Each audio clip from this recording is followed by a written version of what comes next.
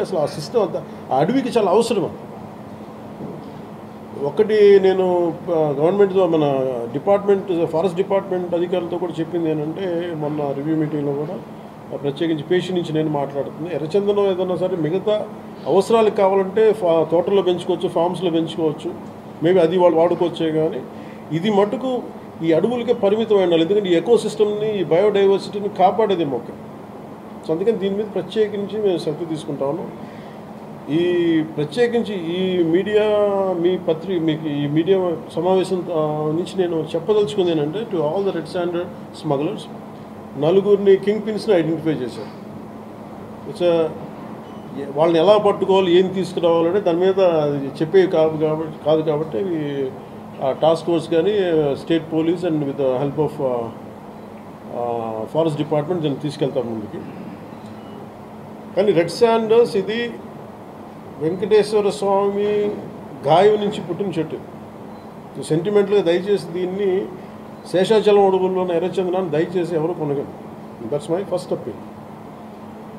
రెండు, ఎవరైనా సరే ఉపాధి లేక మీకు ఏదైనా కొట్టేస్తుంటే కన్సర్న్ కలెక్టర్ దగ్గరికి వెళ్ళండి, లేదా కన్సర్న్ లీడర్స్ దగ్గరికి వెళ్ళండి. స్థానికంగా ఇక్కడ ఎవరన్నా కూర్చోబెట్టి సహాయపడి దానికి ఏదైనా ఆల్టర్నేట్ ఎంప్లాయ్మెంట్ చేస్తాం తప్ప దయచేసి మీరు ఎర్రచందనం చెట్లలో నరికివేతలు మీరు పాల్గొనకండి. అలాగే మిగతా రాష్ట్రాల నుంచి వచ్చే వాళ్ళకు కూడా ఒక అవేర్నెస్ క్యాంపెయిన్ స్టార్ట్ చేస్తాం, తమిళనాడులో కానీ మిగతా చోట్ల నుంచి కానీ. ఆ క్యాంపెయిన్లో కూడా దయచేసి మీరు ఇక్కడికి వచ్చి దీన్ని మీరు కేసులో ఇరుకోవద్దు. అది చాలా ఫామ్గా చెప్తా ఉన్నాం. ఎడ్యుకేట్ చేస్తున్నాం, అవేర్నెస్ ప్రోగ్రామ్స్ ఇస్తూ ఉన్నాం. ఇవన్నీ అలాగే నేను అడుగుతున్నా, it's also create law and order problems.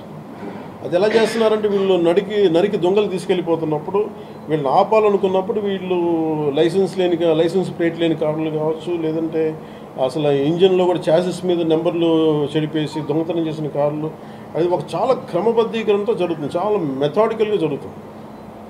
So వీళ్ళకి మేమేం చేసుకున్నామంటే, వన్ సింపుల్ వార్నింగ్ అందరికీ ఇస్తుంది, ముఖ్యంగా రెడ్ శాండర్స్ అందరికీ కూడా.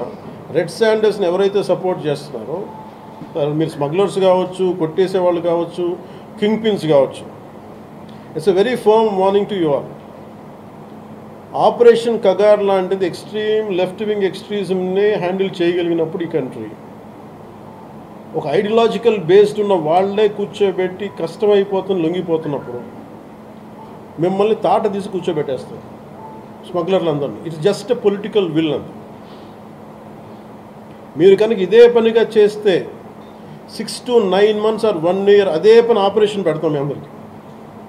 మీరు స్వచ్ఛందంగా ఆపారా మంచిది, మీరు ఆపలేదా, ఒక 1 year 1.5 year ప్రత్యేక స్పెషల్ ఆపరేషన్ క్రియేట్ చేసి మళ్ళీ రెడ్ శాండర్స్ ఎవడన్నా తిరగాలి చెట్టు కొట్టాలంటే కూడా భయపెట్టే స్థితికి మేము తీసుకొస్తాం.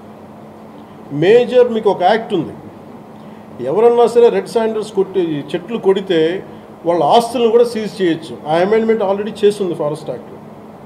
You have to be very very clear on that. So ప్రభుత్వం ఇంకా ఆలోచిస్తూ ఉంది, తటపాయిస్తుంది. ఇంకా ఆ తటపాయింపులు లేవు. మీకు వెరీ స్టర్న్గా వెరీ ఫర్మ్గా చెప్తున్నాం, రెడ్ శాండర్ స్మగ్లర్స్ అందరికీ కూడా, దాంట్లో పాల్గొనే వాళ్ళు ప్రతి ఒక్కరికి కూడా it's a matter of time. So మీ అందరూ కూడా మర్యాదగా మీరు వెనక్కి వెళ్ళిపోయి వేరే పనులు చూసుకుంటారా లేదా ఇవే చేస్తారనేది చాయిస్ ఇస్ యువర్స్.